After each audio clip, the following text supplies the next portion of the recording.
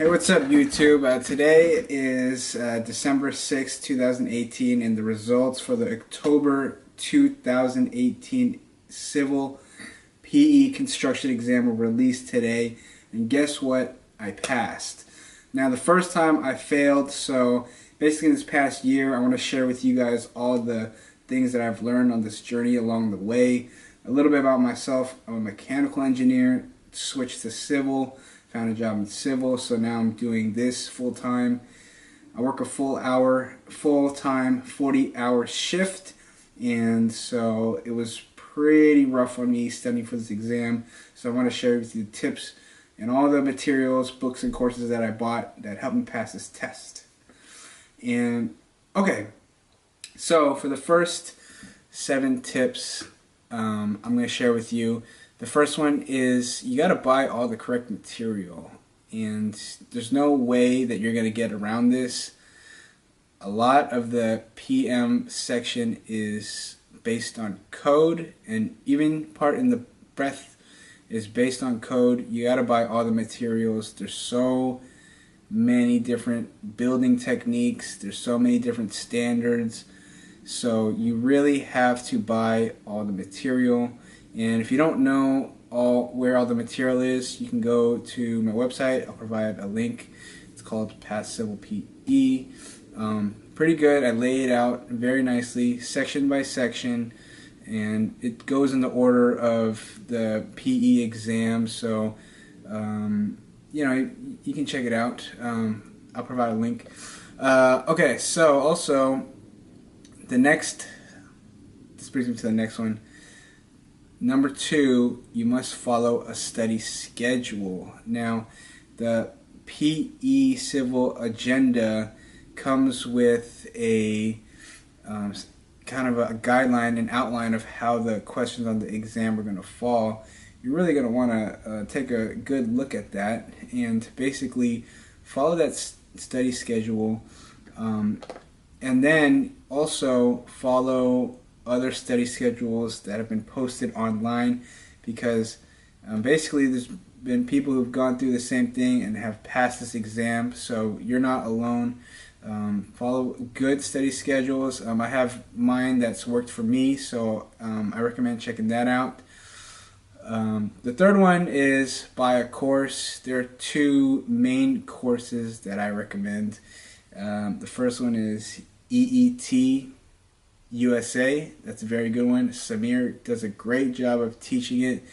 The substitute teachers, English is a little spotty, but it's okay. Like, you can still understand it. You just gotta go slow.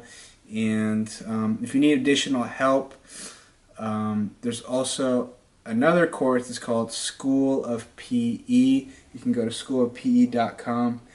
I don't get any affiliate money from mentioning these. I just thought they were really helpful.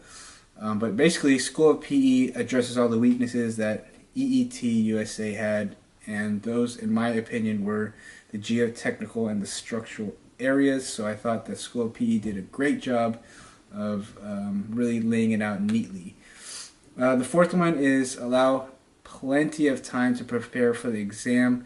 I recommend at least 4 months if you're working a full 40-hour work schedule. And it was really tough for me because you basically don't get that much time.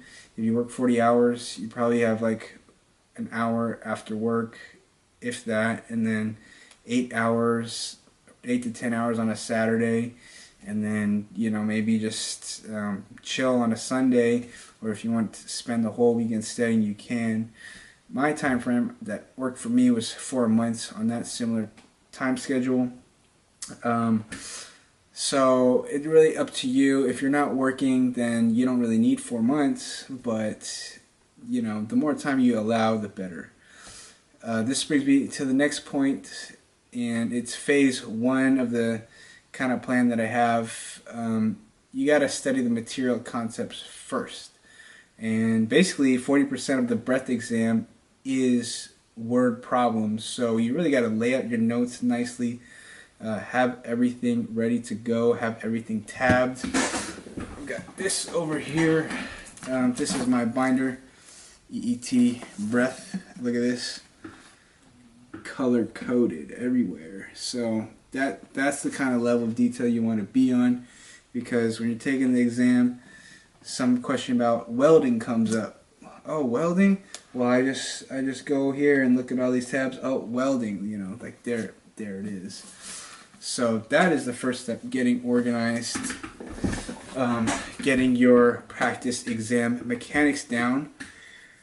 The sixth tip, it's phase number 2. You got to complete practice problems, and this comes from the PPI book.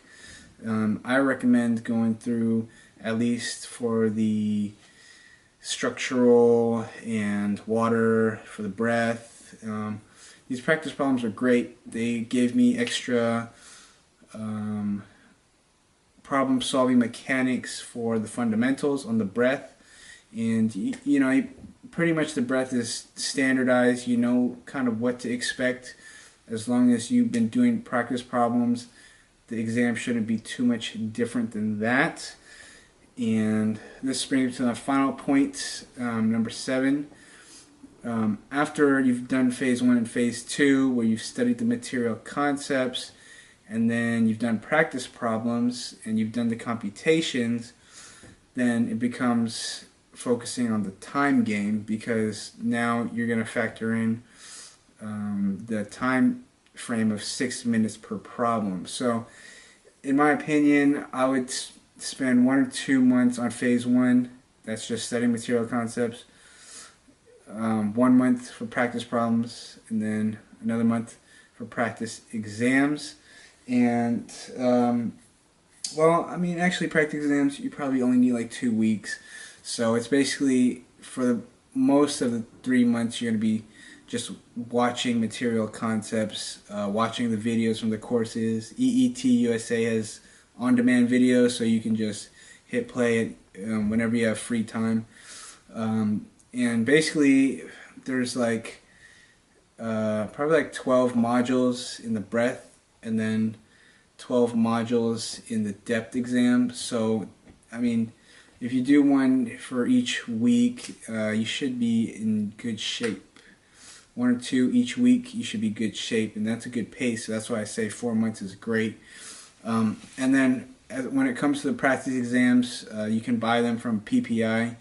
The PPI exams were a little bit harder than the actual exam. I felt like the PPI exams, I probably got like 50%, and I was freaking out before taking the actual civil PE exam, because it's 50%, and right before the exam I'm like, oh, I'm not ready, you know.